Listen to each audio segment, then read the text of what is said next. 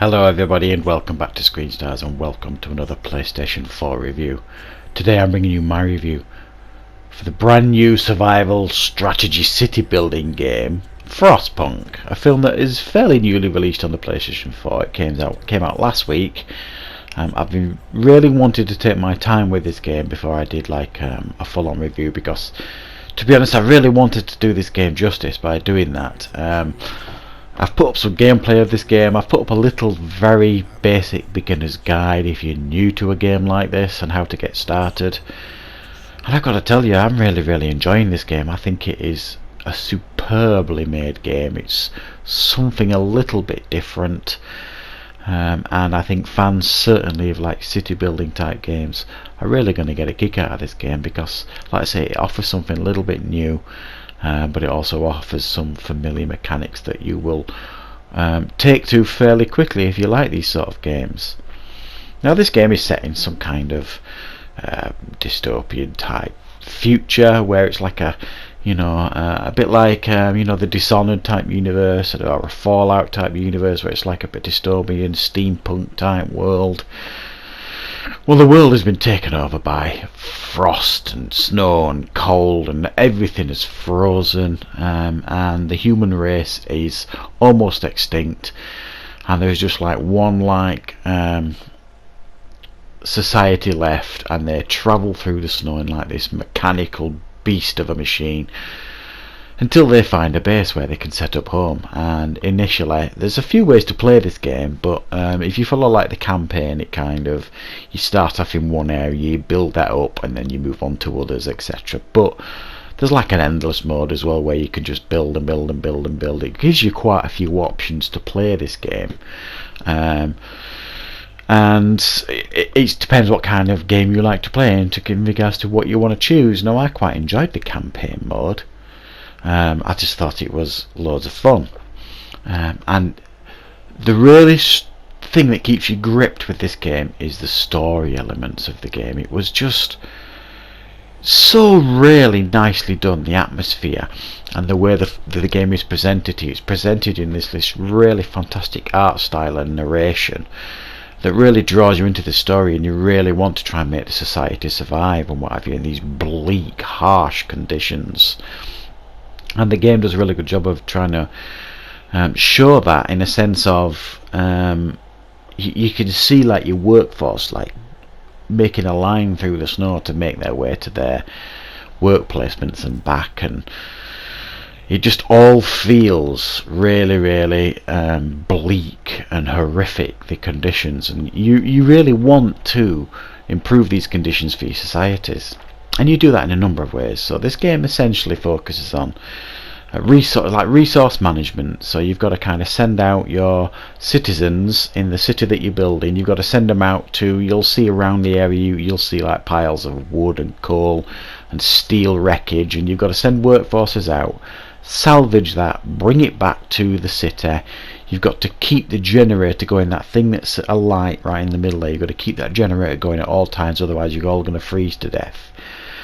And then you've got to slowly build your city up you've got to be clever in how you do it. Now the game does help you in some ways. It gives you ideas of what you should do, either through the citizens. They will start complaining, and they'll say, right, we need more shelter. Can you build better shelter? Oh, we're freezing. Can you do something about that? Oh no, we're falling sick. Can you help us? So you know that you've got to improve the shelter, you've got to improve the heating sources for people, you've got to build these steam valves everywhere to keep people warm, you've got to build medical facilities, you've got to build food excuse me, I'm full of cold.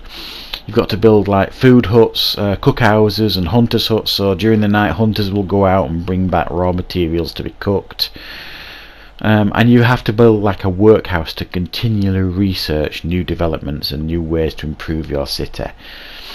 But you can only really do that by grabbing these resources, and also by sending out expeditions beyond the city limits to try and find resources and, crucially, new survivors to come back and help grow your city, because you need You need a workforce to be working out beyond the city walls, getting salvage. You need people working within the city to like man up the medical facilities and the cook houses and the hunters huts and all these other things that you build into your city. So you need a workforce beyond the city and within the city to keep the place running smoothly, to keep the flow of resources coming into the city, so that you can then develop and research new ways to improve the city with new buildings, new builds, all this kind of stuff. And it's one of those city builder games that is really, really addictive.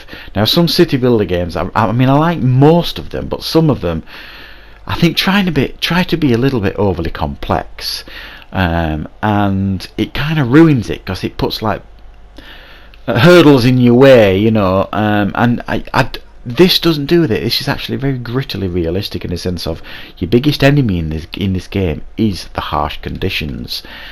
And you've got to kind of battle the elements and keep your citizens happy. And if you could do those things, you will be afforded the luxury of building and developing your city at your own pace. If you don't, if you ignore your citizens and you do not put things in place to combat the elements, you're not going to last very long, and your citizens and your city is not going to last very long at all. So I've got to say, I just think this is such a nicely well made game. It's not full price either. I'm trying to think how much I paid for it. I can't remember if it was $29.99 or $39.99. Either way, it's not AAA price. No, it wasn't. I think it was $24.99. Superb price, certainly in the UK, for a game that I think offers so much. The graphics, I think, for this game, for what it is, are absolutely top notch. And like I say, it's got this great aesthetic feel to the game. It builds atmosphere really, really well, and you feel like the decisions you're making in the game, because you have to pass laws. You can pass one law a day, and each law has kind of almost like two consequences. And if you choose one, generally speaking, you could improve the hope of your citizens, but you might anger them, and vice versa. So you got to keep a balancing act going, because if discontent rises too much, then they'll turn against you, and likewise if hope drops too much, they'll turn against you. So you got to keep this nice balancing act with these laws that you pass, to keep the citizens happy, but also to make sure the city runs as smoothly as possible. So I think it balances everything just nicely.